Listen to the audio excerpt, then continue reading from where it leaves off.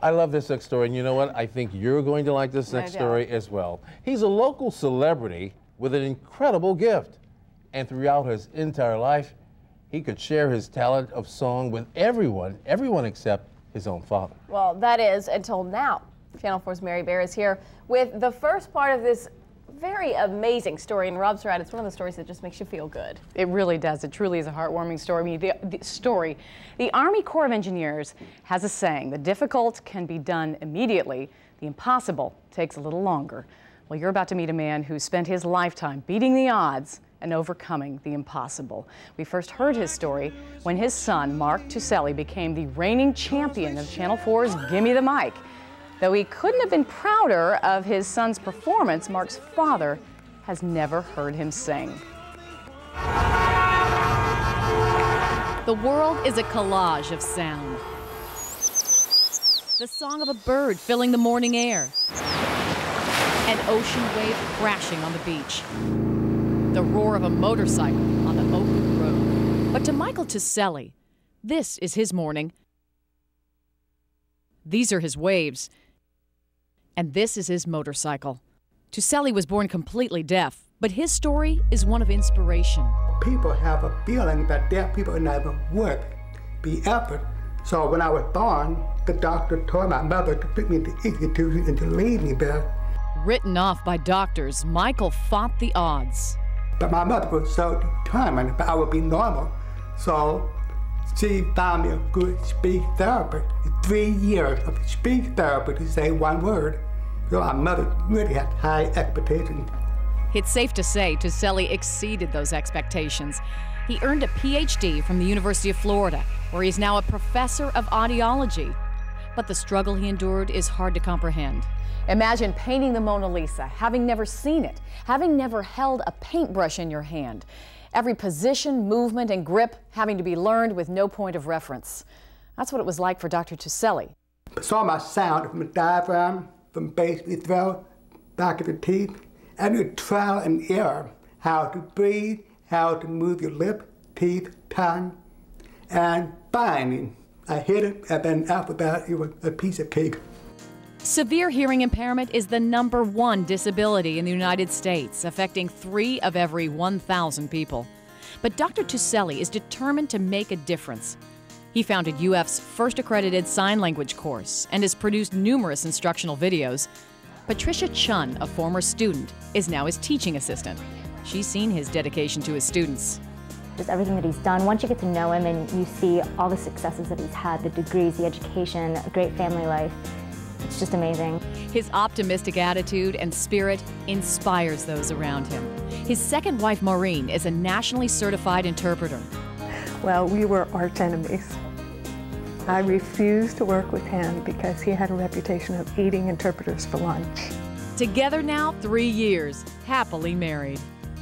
But I have learned a lot from him because he's so enthusiastic for life. Just not a lot of born optimists. He's an inspirational man. And a powerful couple.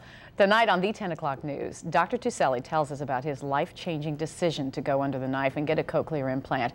A remarkable device that will give him the ability to hear Mark sing for the first time. It's almost like watching a black and white TV.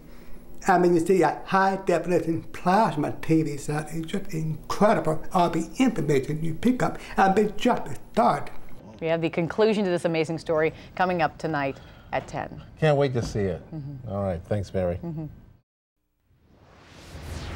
Brand new at 10 tonight, an update on the inspiring story we brought you earlier today about Michael Tuccelli, the hearing-impaired father of Gimme the Mic champion Mark Tuccelli. Known as one of the top deaf communicators in the United States, he's earned the nickname Dr. Sign.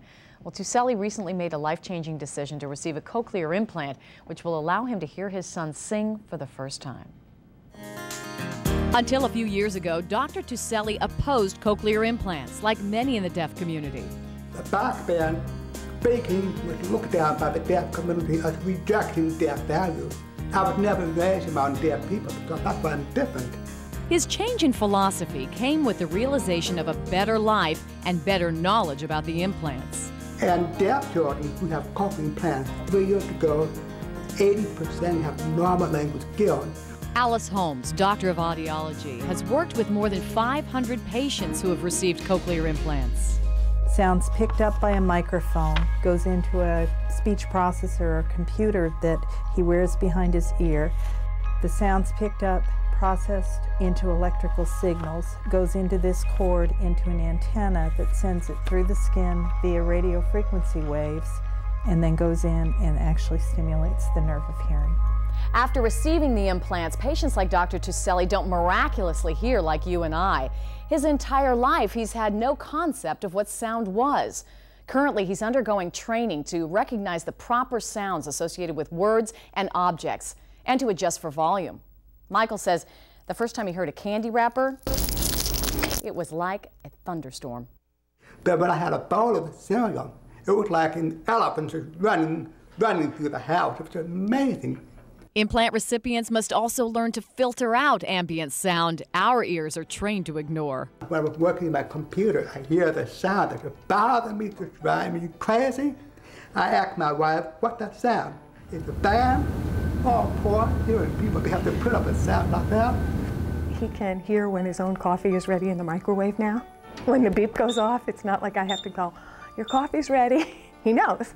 And when I disappear from the room, because the telephone has rung, before I used to go over and tap him and say, it's the telephone, I'm going to get it, so that he didn't look around and wonder where I went. Now he knows. And of course, among the blessings he now counts is the ability to hear his son sing.